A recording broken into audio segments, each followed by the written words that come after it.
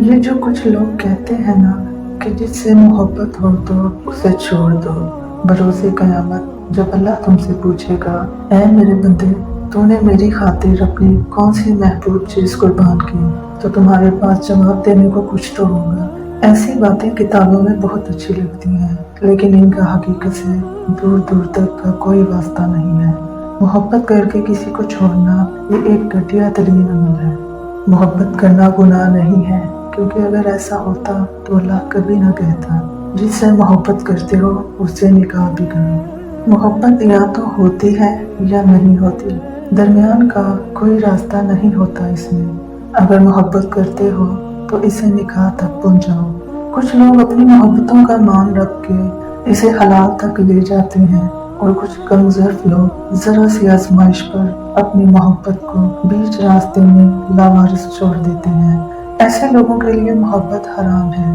جب محبت ہوتی ہے نا تو یہ نہیں کہا جاتا کہ اللہ اگر وہ میرے حق میں بہتر ہے تو مجھے اس سے نواز دے، بلکہ یہ کہا جاتا ہے کہ اے اللہ اگر وہ میرے حق میں بہتر نہیں بھی ہے تو اسے بہتر کر کے میرے حق میں لکھ دیں اور مجھے وہ عطا کریں۔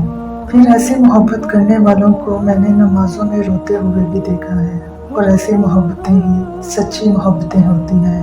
یہ وقت گزاری کو محبت نہیں کہتے۔ اکثر لوگ محبت کے نام پر دوسروں کے ساتھ ٹائم پاس کرتے ہیں۔ کیسے کر لیتے ہیں وہ یہ ٹائم پاس کہ محبت کسی اور سے اور شادی کسی اور سے؟ کیا ان کو شادی کسی اور سے کرتے وقت ڈر نہیں لگتا کسی کی آہ سے یا بد دعا سے؟ کسی کا دل توڑ کر اپنی خوشیاں کیسے منا لیتے ہیں؟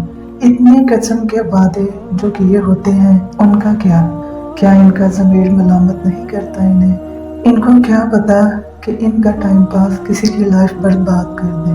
کیا پتا ان کی محبت سے اگلے انسان نے جینا سیکھا ہو؟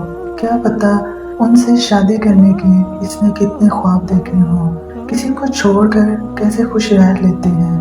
یہاں بات کسی لڑکے کی نہیں، دونوں کی ہو رہی ہے۔ نبھا نہیں سکتے تو مت کیا کرو محبت۔ بعد میں مجبوریوں کے ڈرامے کرتے ہیں، بہانے بناتے ہیں۔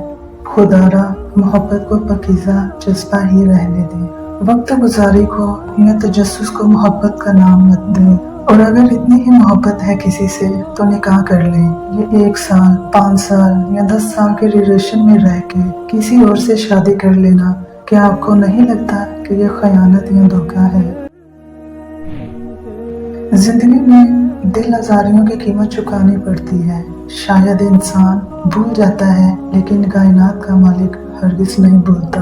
ایک بات پر ایمان رکھ لیں، کسی نے آپ کے ساتھ کوئی بھی زیادتی کی ہے تو اللہ کی ذات زندگی کے کسی مقام پر آپ کے سامنے اس کو ضرور لا کر کھڑا کر دے گی، اور اسے مکافات عمل کہتے ہیں۔ آزمائشیں کتنی ہی طویل کیوں نہ ہوں، مایوس مت ہونا، وہ سارے زخم بھر دے گا۔ صبر کے صلے ہمیشہ خوبصورت ہوتے ہیں۔ جب وہ دعائیں نہیں بدلتا تب اللہ پاک مقدر بدلنے کے معجزے کرتا ہے۔ دعائیں تو ناممکن کے لیے ہی ہوتی ہیں، ان کے لیے جو تمہارے نصیب کا حصہ نہیں۔ اللہ کے کن پر یقین رکھنا، جب عرش والے کی طرف سے ہاں ہو تو فرش والوں کی ساری سازشیں بیکار پڑ جاتی ہیں۔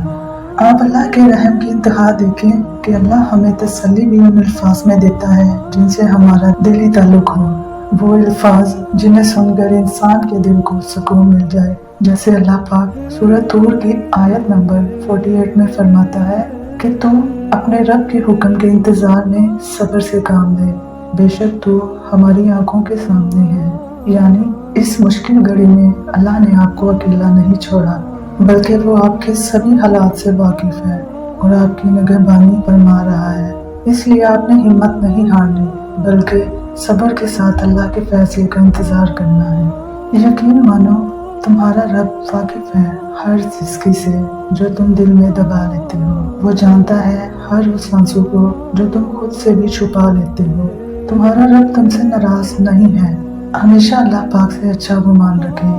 تمہارا رب تو خزانوں کا مالک ہے اور تمہارا دل اسے ہر دولت سے قیمتی ہے۔ پھر کیوں عام سے لوگوں کے لیے رو رو کے آنکھیں سجا لیتے ہو؟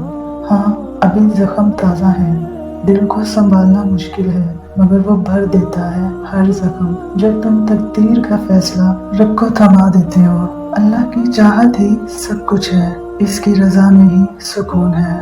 وہ ان قیامت سے عرصے کو بھی گزار دے گا۔ جب تم اس کی چاہت کو اپنی چاہت بنا لیتے ہو، تقدیر کے کچھ فیصلے بے حد ظالم ہوتے ہیں، ان کو قبول کرنے کے خیال سے اذیت روح پہ طاری ہو جاتی ہے، مگر پھر وہی لمحے محبت اور مسرت بن جاتے ہیں۔ جب تم رب کی رضا کو اپنی رضا بنا لیتے ہو